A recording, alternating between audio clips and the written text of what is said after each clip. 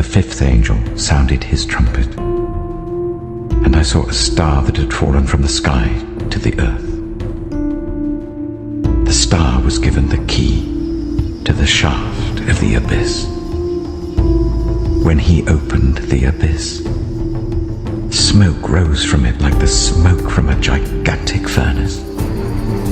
The sun and sky were darkened by the smoke from the abyss, and out of the smoke, locusts came down on the earth and were given power like that of scorpions of the earth. They were told not to harm the grass of the earth or any plant or tree, but only those people who did not have the seal of God on their foreheads.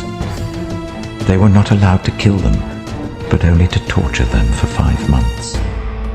And the agony they suffered was like that of the sting of a scorpion when it strikes. During those days people will seek death, but will not find it. They will long to die, but death will elude them. The locusts looked like horses prepared for battle. On their heads they wore something like crowns of gold, and their faces resembled human faces. Their hair was like women's hair, and their teeth were like lions' teeth.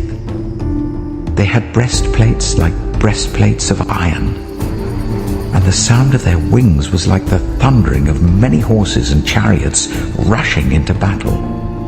They had tails with stings like scorpions, and in their tails they had power to torment people for 5 months.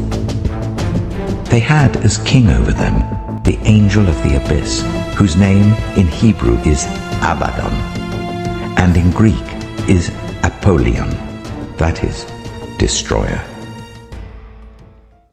The first woe is past. 2 other woes are yet to come. The sixth angel sounded his trumpet, and I heard a voice coming from the 4 horns of the golden altar that is before God. It said to the 6th angel who had the trumpet, "Release the 4 angels who are bound at the great river Euphrates."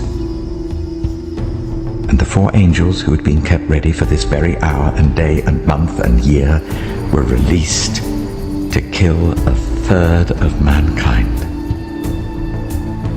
The number of the mounted troops was twice 10,000 times 10,000. I heard their number. The horses and riders I saw in my vision looked like this. Their breastplates were fiery red, dark blue, and yellow as sulfur. The heads of the horses resembled the heads of lions, and out of their mouths came fire, smoke, and sulfur. 1/3 of mankind was killed by the 3 plagues of fire, smoke, and sulfur that came out of their mouths. The power of the horses was in their mouths and in their tails, for their tails were like snakes having heads with which they inflict injury. The rest of mankind who were not killed by these plagues still did not repent of the work of their hands. They did not stop worshipping demons and idols of gold, silver, bronze, stone, and wood, idols that cannot see or hear or walk.